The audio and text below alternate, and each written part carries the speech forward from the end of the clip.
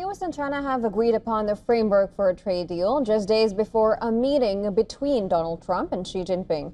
Now, the agreement comes after multiple rounds of trade war and tariff threats between both the countries. U.S. Treasury Secretary Scott Bessent has said that the agreement would remove the threat of 100% tariffs on Chinese imports starting on 1st of November. It will also include a final deal on the sale of TikTok. In the U.S., the comprehensive deal was forced on the sidelines of the ASEAN summit in Malaysia. Trump is expected to meet Xi face-to-face in South Korea on Thursday on the sidelines of the APEC summit. Earlier, he has suggested he could potentially make concessions to China in a bid to alleviate trade tensions between the two economic powers. Need to make concessions to get a deal? Are you willing to pause there? Sure, they have to make concessions. I guess we would too.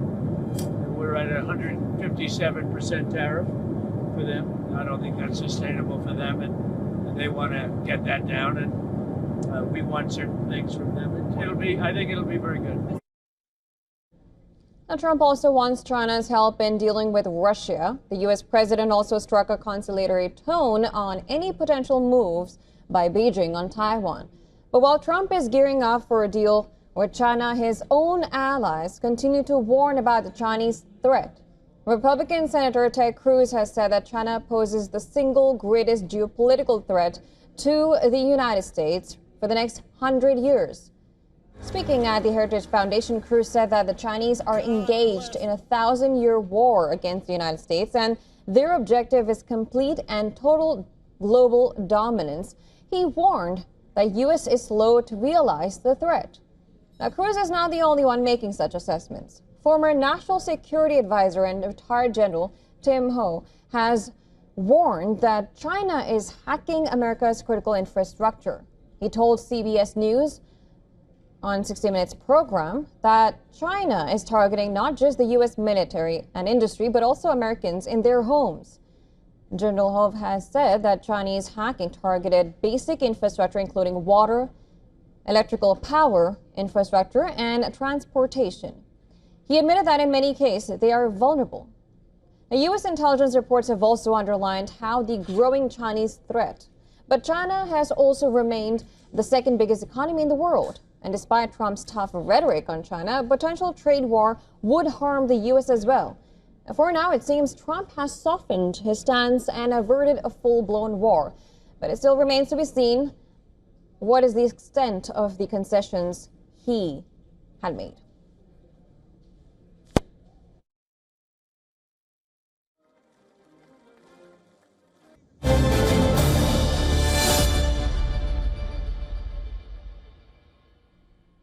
And to have more discussion on this topic, we are now being joined live by journalist and author Ms. Lynn O'Donnell from London, and also by political and military analyst Mr. Mikael Volterson from Stockholm in Sydney, Sweden. Pardon me there. Thank you so much for joining us on the show. To both of you, welcome. Let me just begin with Ms. Lynn there. Now, Treasury Secretary Scott Bessent has said that they have reached a substantial framework. I don't hear anything. Oh, all right. We will definitely look into the technical error there. For the meanwhile, of course, I'll go to Ms. Lynn so that we can work out the technical issue there. Ms. Lynn, if you could hear me clearly. Yes, I hear. All right. So let me come to you now. Scott Bessent have, of course, said that they've reached a substantial framework. How would you describe this particular framework, if you could just help us understand what it is? Oh, my view of the framework is that it's a preliminary arrangement where both sides are trying to head off the economic damage that their retaliatory measures against each other will do. There is a mutual reliance. China needs the American market, the biggest market and the richest market in the world, for its manufactured goods. And America needs the Chinese to buy their manufactured and agricultural goods. For a long time now, about 20 years, American farmers have been growing specifically for the China market, soybeans, corn, cotton. And for the last few months, the Chinese have not bought any soybeans at all. They can easily go to other markets in South America. And this has really hit the US farmer very, very hard. At the same time, the American Trump tariffs have made Chinese goods much more expensive. They're even levying fees on Chinese ships coming into port. And we're coming up to the holiday season. It's going to be a really tough one for the American consumer going into November, December. So I think what Besant is referring to is no specifics. Framework doesn't mean that anything has been nailed down. It means that they're going to talk further about the concessions that they need to make so that Chinese rare earths, for instance, raw and processed, which China dominates around 90% of the global market of, and so that China can bring in the agricultural products that the American farmer needs to sell to them. So we really have to see towards the end of the week how this all plays out. Framework means nothing nailed down. Absolutely. Now, I would like to come to you as well, Michael. Thank you so much. If you could just hear us now. Yes. We have Ms. Lin saying that, yes, of course, a framework is there, but of course it's not, there's nothing solid there. What are your perspective on this? Well, Trump is a person that believes much in the personal touch. So he hopes that if there are any problems left, he will deal with Xi when they meet. But Trump has been the person who has been aggressive in this question, because China would love to have the situation as earlier with no special differences. But it's the US that says that China is the main threat to US, and that they also are using the US market to get rich. And in my perspective, of course, everybody gains on trade, and Trump is wrong when he is working for higher tariffs. He's very much relying on history. In the 19th century, US had very low taxes, and the federal government lived on the tariffs, but there were very small federal government at that time. And he somehow believes that with tariffs, he can replace much of the taxes in the US. And that's totally wrong.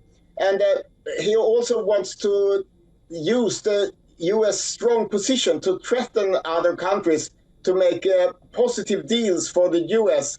And China is too strong for that. And China can't be seen to back down. So US must make a compromise with China. Absolutely, and that's a very strong point, and I would like to take that point and come to you, Ms. Lane. Of course, there are sticking points, as mentioned by Michael there. Now, such as, for example, let's take soybeans now. Brazilian farmers, of course, beefed up their soybean production as China halted business with the U.S. then during a trade fight, since China was actively seeking out Brazilian producers now. So there has been change, and people are looking for alternatives. Who will be at a loss or a gain here if or not this deal goes by? Consumers are the losers. China has made it very clear over the decades since its development began that trade is political. We saw what China did to Australia when Australia complained about the Chinese being less than open about the source of COVID, which came from China. China wouldn't allow international medical inspection. And when Australia insisted, China stopped importing Australian agricultural products. For China, trade is political. And I think what Donald Trump, in all the naivety and ignorance he has about the impact of tariffs, he's trying to do the same. Tariffs are a tax on the Trump's tariffs are a tax on the American consumer. And it means that the products that go in that have tariffs on them are more expensive for the Americans to buy.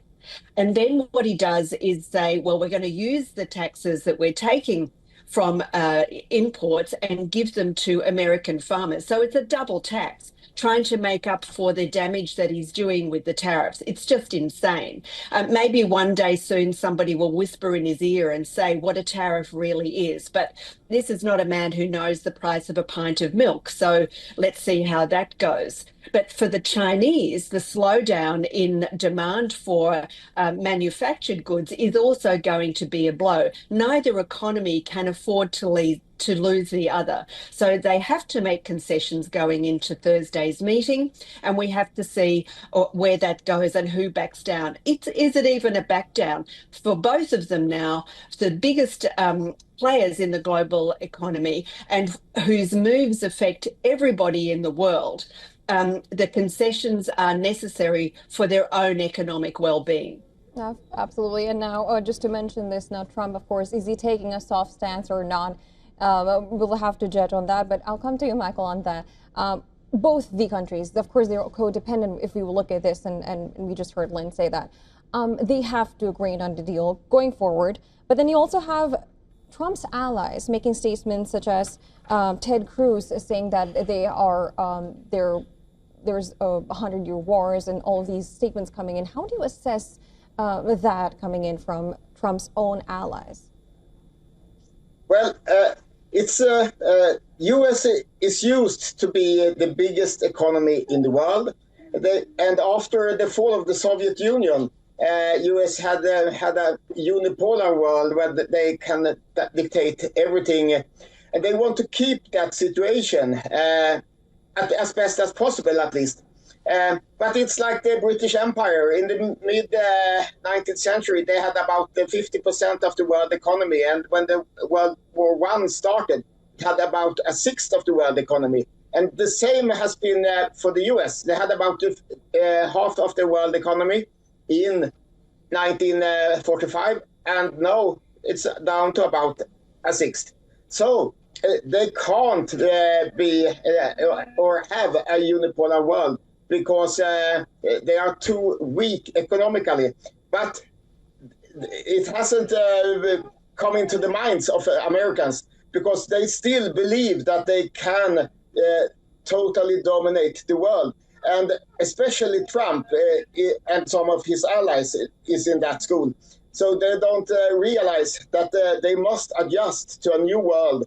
So Trump is trying to bullying the rest of the world, but the U.S. is too small to do that. And it might result in serious backlashes towards the U.S. All right. Well, that point will be taken. Of course, now, Lynn, if I could just come to you for a very short answer. So looking forward to this, do you think Trump will soften his stance? You know, I think that he has to some extent. What we have as we're moving out of the oil economy of the 20th century, we're moving into the rare earths and critical minerals era. And China has very assiduously for the last 20 years cornered to an unassailable extent the global market in the raw and refined version of the ingredients for future technologies. Well, current technologies. We're talking about the batteries in your car that make the windows go up and down. We're talking about defense technologies. We're talking about future-proofing climate technologies. China dominates to the point of almost 100% the market for these minerals. There has been an effort over the last couple of weeks by America, by Trump specifically, to draw in Australia. There's been, which has some of these critical minerals in significant quantities, but the refining processes are dominated by China. And this is key to whatever Trump does and concedes when he and Xi Jinping meet on Thursday. Absolutely, of course. Again, we'll have to see if Trump and Xi do come to a deal. But thank you so much to both of you, Lynn and Michael, for joining us on the broadcast and going forward with this discussion.